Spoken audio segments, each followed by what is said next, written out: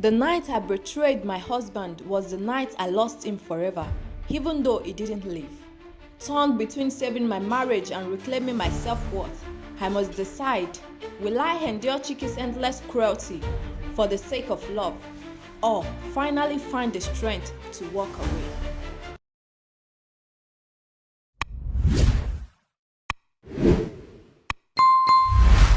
2 years ago, I made the worst mistake of my life. I didn't plan it, I didn't mean for it to happen, but it did. And every single day since then, I've regretted it. It all started with my best friend, Cynthia. She called me one afternoon, excitement in her voice. Ada, our secondary school reunion is coming up next weekend. You have to come. It won't be the same without you. At first, I refused. What was the point? I hadn't seen most of those people in over a decade, and I have a life now, a marriage to focus on. But Cynthia was persistent. It will be fun, just for one night. Come on, don't be boring. After much pressure, I agreed. That evening, I told my husband, Chike, about it. A school reunion, he raised an eyebrow. Yes, Cynthia really wants me to come. He shrugged. If you want to go, go. I don't have a problem with it. I had no idea that this simple conversation would change our marriage forever. The event was held at a hotel's banquet hall. The moment we stepped in, nostalgia hit me hard. The familiar faces, the laughter, the stories of the past. It was like stepping back in time. And then I saw him, Dio, my first love, the first boy who ever held my hand, the first one who ever told me I was beautiful, the one I thought I would spend forever with, until life took us in different directions. He looked even better than I remembered. The years had been kind to him. Tall, well-built, confident, his eyes met mine, and something flickered between us. Ada, he said with a slow smile, you haven't changed a bit. I laughed nervously. That's a lie. We talked, and with each word, it felt like no time had passed at all. It made me laugh like I was 16 again, made me feel seen in a way I hadn't felt in a long time. The drinks were flowing, the music was loud, and the night stretched on. At some point, he leaned in. Let's get some fresh air. I hesitated, but my heart was already betraying me. I followed him outside. We stood under the dim glow of the street lights. You are married now, he said, his voice soft. I nodded. Yes, I am. Are you happy? The question caught me off guard. I opened my mouth to say yes, but the words wouldn't come out. He smiled knowingly. I've missed you, Ada. Do you remember how we used to dream about our future together? I laughed. We were kids, but we meant it, he said, stepping closer. I never stopped thinking about you. His words wrapped around me like a spell. I should have walked away. I should have reminded him that I had a husband waiting for me at home, but I didn't. He reached for my hand and I didn't pull away. I have a hotel room upstairs, he whispered. That was the moment, the final chance to say no, but I followed him inside. The next morning, I woke up beside him, my heart pounding with guilt. The reality of what I had done crashed over me like a tidal wave. I rushed to the bathroom and stared at my reflection. Who was this woman? This wasn't me. I had betrayed my husband, my vows, everything I believed in. Daya was still asleep when I dressed quickly and slipped out of the room. I cried the entire way home. When I got home, Chike was watching TV, unaware of what I had done. How was it? I hope you enjoyed yourself. Yes, he said. I forced a smile. It was fine. That was the first lie, the first of many. But secrets don't stay buried forever. Chike found out a year later. I had kept in touch with Dio. Maybe it was guilt, maybe it was the lingering emotions that wasn't ready to let go of. We didn't meet again, but we talked. Sometimes just catching up, other times reminiscing about that night. And then, one day, he texted me. I miss you, Ada. Let's meet again. I was staring at the message when Chike walked in. I didn't hear him, didn't notice his presence behind me until I felt his breath on my neck. What's that? My blood ran cold. My hands were shaking as I locked my phone. Nothing, I said too quickly. Give me your phone. Chike, it's not. Give me your phone. His voice was sharp, commanding, and I knew there was no escape. My hands trembled as I handed it over. He unlocked it, scrolled through my chats, and I watched his face change. First confusion, then shock, then anger. His hand clenched around the phone so tightly I thought it would crush it. You never stopped talking to him. His voice was quiet, deadly. Chike, you slept with him. His eyes were burning into me, and you kept talking to him for a whole year. I didn't mean to. He laughed, but there was no humor in it. You didn't mean to? You didn't mean to betray me? Tears welled in my eyes. Chike, please, I made a mistake. I was weak, but I love you. Please, don't let this break us. He was breathing hard, his fist clenched at his side. I should throw you out of this house, he said. My heart dropped. Chike, but I won't, he continued. No, you will live with this. Every single day, you will live with what you've done. From that day on, things changed. Chike didn't leave me, but he didn't forgive me either. The warmth in our marriage turned to ice. He barely spoke to me unless it was necessary. We slept in the same bed, but it felt like there was a wall between us. I did everything I could to make it up to him. Cooked his favorite meals, apologized 1,000 times, gave him space when he needed it. But nothing worked. And then 5 months ago, life got even worse. Chike lost his job. Our financial struggles nearly broke us. Some nights we went to bed hungry. Our savings drained when my mother fell sick. I became desperate. I decided to ask my boss for a loan. I thought maybe, just maybe, if I explained our situation, it would help. I stepped into his office. Sir, I need your help, I said. My family is struggling and I was wondering if I could get a loan. Just for a short while, I promised to pay back. He leaned back in his chair, studying me. Then he smiled. I can help you, Ada, he said, but there's something I want in return. I felt my stomach drop. Sir? I've always liked you, he continued. You are a beautiful woman. Spend the night with me and you'll get 7 million naira and a car. Shock and disgust washed over me. Sir, I can't. Think about it. He leaned forward, his smile widening. This could solve all your problems. I left his office feeling sick. I went home and told Chike, thinking he would be proud that I rejected the offer. Instead, he laughed coldly. You cheated for free 2 years ago, he said. At least now, you should cheat for something that makes sense. Tears welled in my eyes. Chike, how can you say that? Go back to him, he said. Take the money, maybe then I'll forgive you. My heart shattered. Chike's words echoed in my head for days. Go back to him, take the money, maybe then I'll forgive you. Was this really my life now? Had things gotten so bad that my husband, the man I once believed loved me unconditionally, would rather see me sell my body than hold on to my dignity? I refused to believe that. From that night on, Chike changed completely. He was no longer just distant, he was cruel. Every little thing turned into a fight. If I cooked, he pushed the plate away. I don't want your food, he'd say bitterly. Go and eat with your boss since you like talking to him so much. If I tried to sit beside him, he'd get up and walk away. And at night, when I thought I could finally have a moment of peace, it would start again. One night, as I was lying in bed, he rolled over and stared at me. Tell me something, Hada. I turned, tired. What? When you slept with Dayo, did it make you feel good? His voice was laced with venom. My breath itched. Chike, please. I just want to know, he continued. Since you did it for free, it must have been sweet, right? Tears welled in my eyes. Stop it. He laughed, cold and empty. You disgust me. I turned away, biting my lips so hard it almost bled. Every day was the same. If something went wrong, it was my fault. If we didn't have money for food, he would remind me that if I had just slept with my boss, we wouldn't be suffering. You did it before and destroyed our marriage. It spat one day. But now, when it can actually save us, you suddenly have morals? I wanted to scream. I wanted to tell him that I was trying, that I was still his wife, and all I wanted was to fix things. But no matter what I said, it never mattered. One afternoon, I got a call. It was an old colleague of mine offering me a job.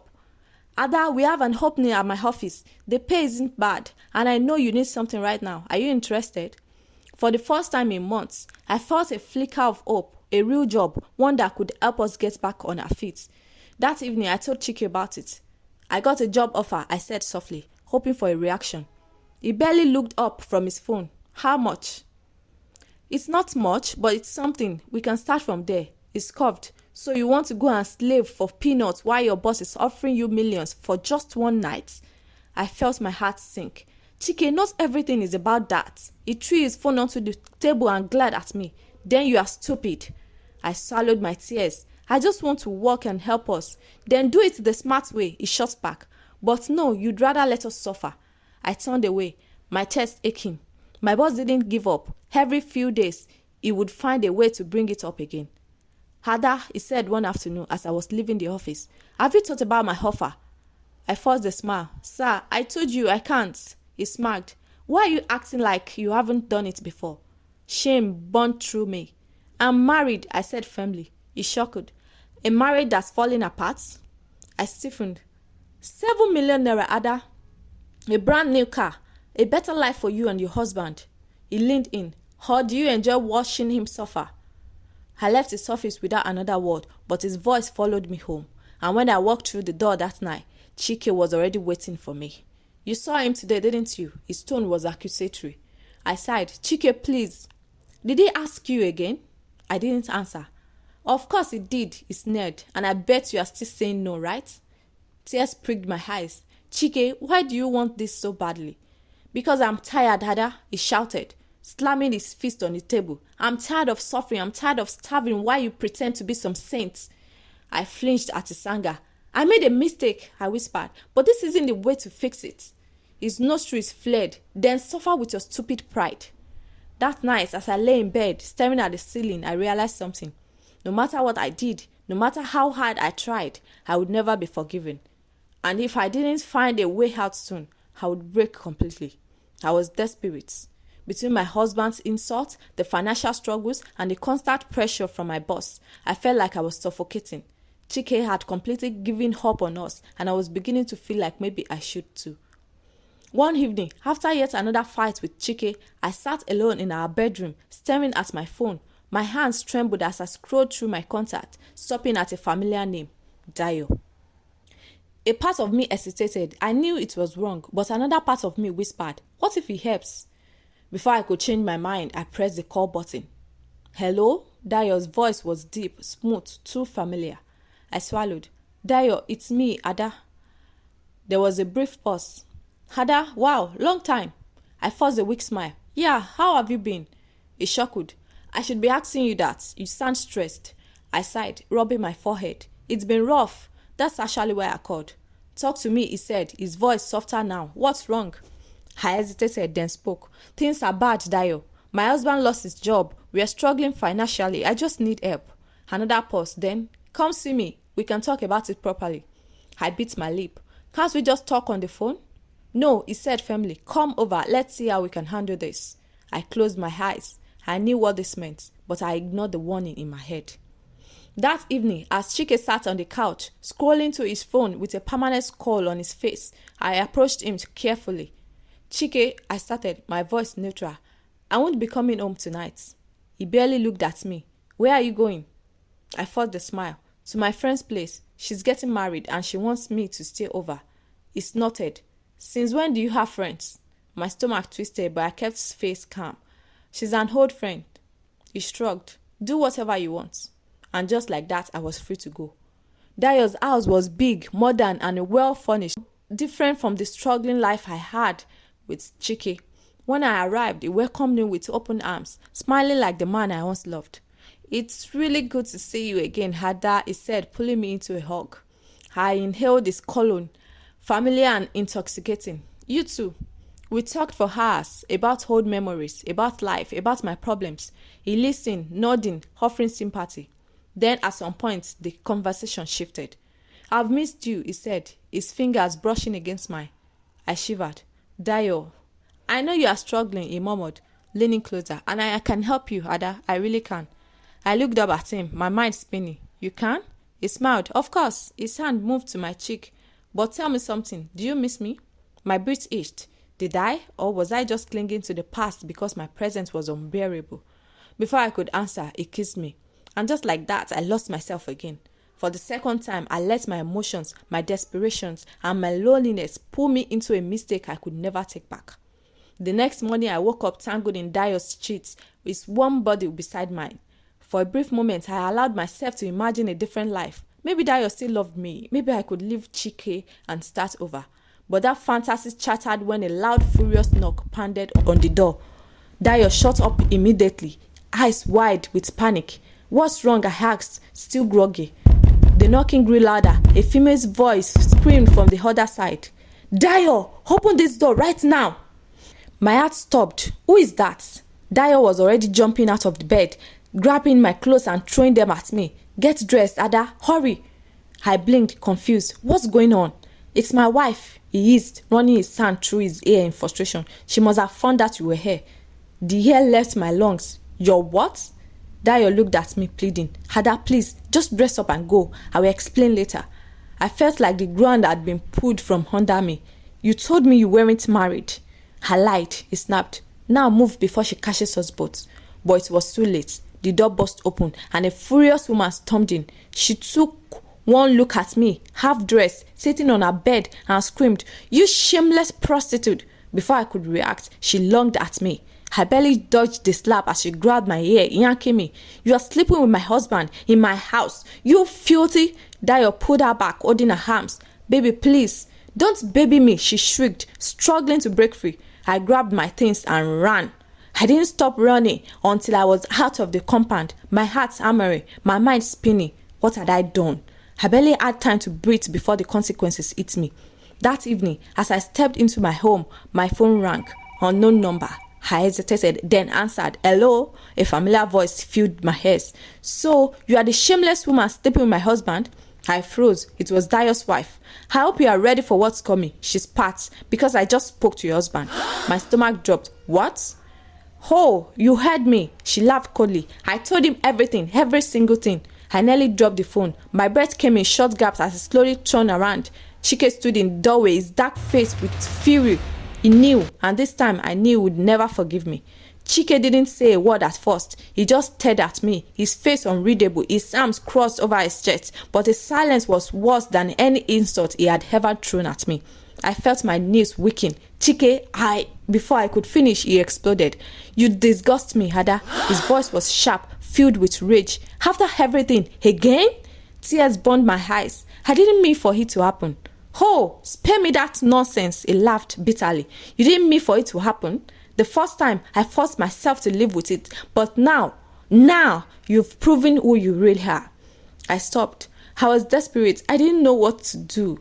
He stepped closer, his eyes burning into mine. You didn't know what to do? You knew exactly what you were doing. You lied to my face, Ada. You told me you were going to your friend's place. I was going to ask Dio for help. And did he help you, Chike spat, or did you just open your legs for free again?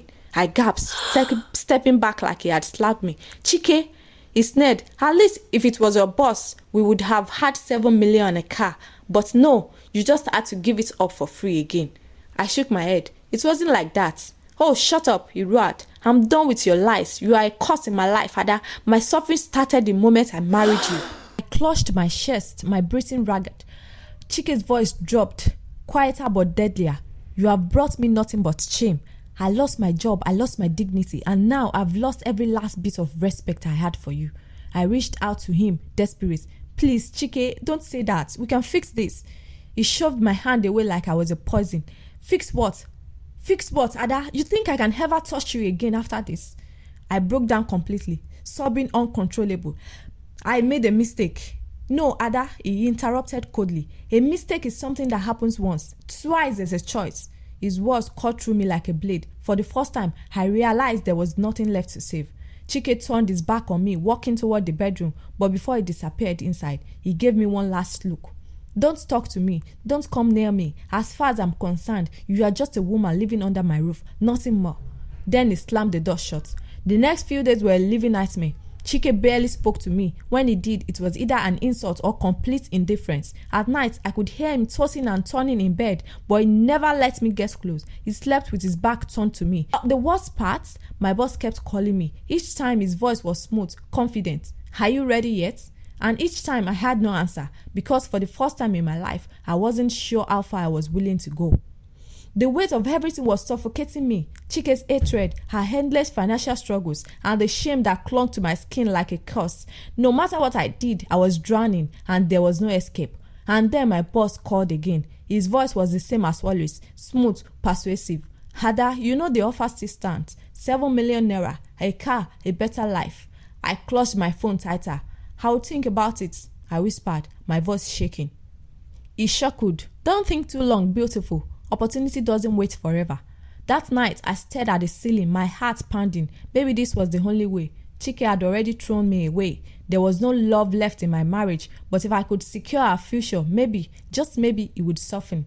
And then there was Dayo. I had been calling him for days, trying to explain, trying to see if what happened between us meant anything to him, but he barely answered my calls. So I made a decision. I would do it. I would sleep with my boss, not just for the money, not just to fix my broken marriage, but for Chike. Maybe if I secured a future, if I proved I was strong enough to do what needed to be done, he would see me differently. Maybe he would forgive me. Maybe he would want me. The weight of my decision pressed down on me like a mountain, but I had convinced myself this was the only way. Maybe if I did this, Chike would finally forgive me. Maybe we could start over. That night, I sat in a small living room, waiting for him to come home. When he finally walked in, tired and frustrated as usual, I stood up, my heart pounding. Chike, I called softly. He barely looked at me. What is it? I took a deep breath, forcing myself to say the words. I've decided to do it. I'll go to my boss. For a moment, silence filled the room. Then, slowly, Chike turned to face me. His eyes flickered with something unreadable, something close to satisfaction. Finally, he muttered. A bitter taste filled my mouth, but I swallowed it down. You wanted this, right? I asked, my voice barely above a whisper. He scoffed. I just wanted you to stop pretending to be holy. You cheated for free, but now at least it will mean something. The words stung like a slap, but I said nothing.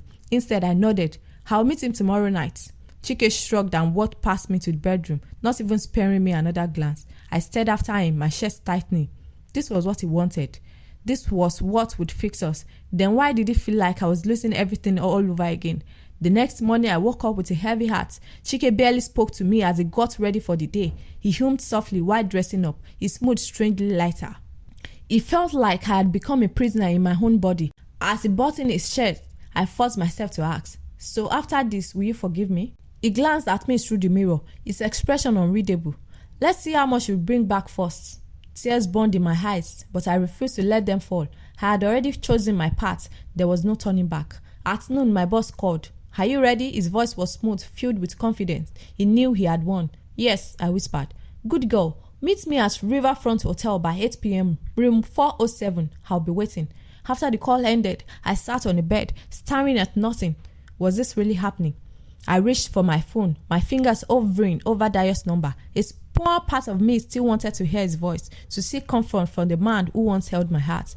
But what was the point? No one cared about me anymore. I got dressed in the best outfit I could find, an old but decent gown that hugged my cuffs. I looked at myself in the mirror, but I didn't recognize the woman staring back. Chike barely paid attention as I grabbed my purse. As I stepped towards the door, he called out, "Don't mess this up, Ada. Don't come back empty-handed." I didn't reply. I just walked out. Each step toward the hotel felt like a march to my own execution. When I arrived, my boss was already waiting. He grinned as he opened the door. "Welcome, beautiful." I hesitated at the threshold, my heart hammering in my chest. This was it, the point of no return. I stepped inside, and then everything changed. As the door shut behind me, a suffocating silence filled the room. My boss, Mr. Ade, leaned against the table, his eyes scanning me like a predator sizing up its prey. "Relax," he said, pouring himself a drink. "I don't bite, unless you want me to." I forced a weak smile, my stomach churning. Every fiber of my being screamed at me to turn around and leave, but I couldn't. I had made my choice. He walked over, offering me a glass of wine. "Drink," he said. I hesitated, then took a small sip, my hands trembling. "That's better," he smirked and sat down on the edge of the bed, tapping the space beside him. "Come, let's talk." I obeyed, sitting stiffly, my heart racing. "You know, Hada," he began, swelling his drink. "I've wanted you for a long time. I knew you were a strong woman, but I also knew you'd come to me eventually." I remained silent, my throat dry. "You chose wisely," he continued. "Your husband, he should be thanking me. After tonight, your life will change." He reached out, his fingers grazing my thigh, and at that moment, something inside me snapped. I suddenly saw everything clearly. I saw Chike's cold, disgusted eyes. I saw Dayo's smirk as he used me and discarded me. I saw myself breaking, falling, losing every piece of my dignity just to earn forgiveness that was never truly mine to earn. I nodded numbly, my thoughts screaming at me to run, but I couldn't. This was what Chike wanted. This was the only way to fix everything. So I let it happen. I closed my eyes and let him touch me. I pretended it wasn't me lying there. I pretended I wasn't breaking. When it was over, I felt hollow. I sat up, pulling the sheets around me as Mr. Ade stood and stretched, satisfied. He walked to the drawer, pulled out an envelope, and tossed it onto the bed. 7 million naira, just as promised. And don't worry about the car. I'll have it delivered to you soon. I stared at the envelope.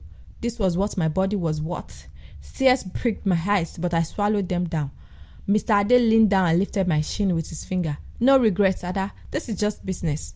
I forced a nod, grabbed my things, and left. By the time I got home, it was late. I stepped inside, my heart hammering as I met Chike's expectant gaze. Did you do it? He asked coldly. I nodded and dropped the envelope on the table.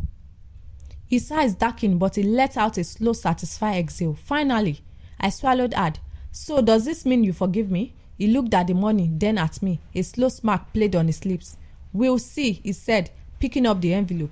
And in that moment, I knew this would never be enough. No matter what I did, I would never hand back his love. The day had been long and exhausting. Work had become my only escape from the constant fights with Chike, even though things were tense between us. I still held on to a sliver of hope that somehow we could find our way back to each other. But nothing could prepare me for what I was about to see. I unlocked the door and stepped inside, immediately sensing something was off.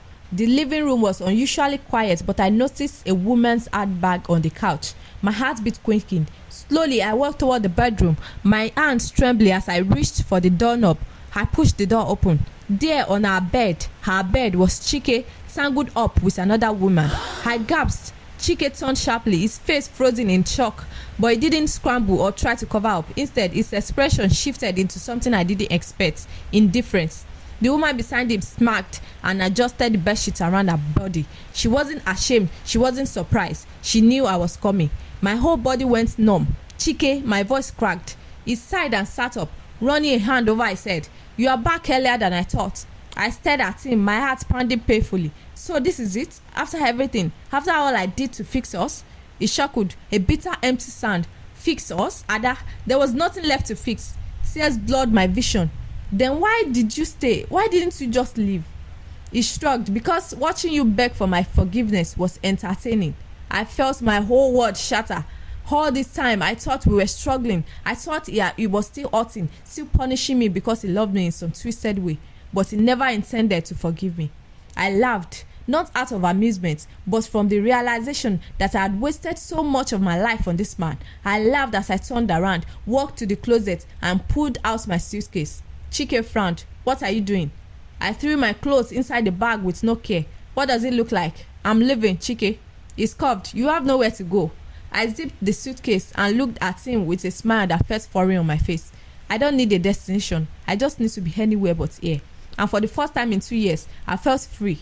As I reached the front door, my phone rang. I checked the caller ID. It was my boss. His voice was smooth as he spoke. I miss you, Ada. For the first time, I didn't hesitate. Without thinking twice, I went to him. That night we had sex, and afterward, as I lay in his expensive bed, I asked him for a business, something to help me start over. And to my surprise, he agreed. A few weeks later, I was no longer working for him. I had my own supermarket, my own life. I had rebuilt myself from nothing. Months passed, my business flourished. I felt independent, strong, happy. Then one evening, as I was arranging goods on the shelves, I heard a familiar voice behind me. Nice place. I turned around and froze. It was Chike. He stood there, hands in his pockets, looking at me like a man who had lost everything. Ada, I'm sorry, he said softly. I was wrong about everything. I wanted to hate him. I wanted to tell him to leave, but instead I listened. He told me how miserable he had been, how he realized too late that he had thrown away something precious. I don't want to dwell on the past, he said. I just want us to move forward together. No judgment, no regrets. I searched his face, looking for deceit, but for the first time in years, I saw genuine remorse. And just like that, we started again. We loved each other like before. We forgot the past, and this time, we chose to build a future without looking back. The moral lesson in this story is that cheating can break a relationship beyond repair. And even when forgiveness is offered, trust me, never fully return. If you enjoyed this story and want more, please subscribe to this channel and click the bell icon for new video notifications. You can also check out some of the videos here. Thank you for watching. Remain blessed.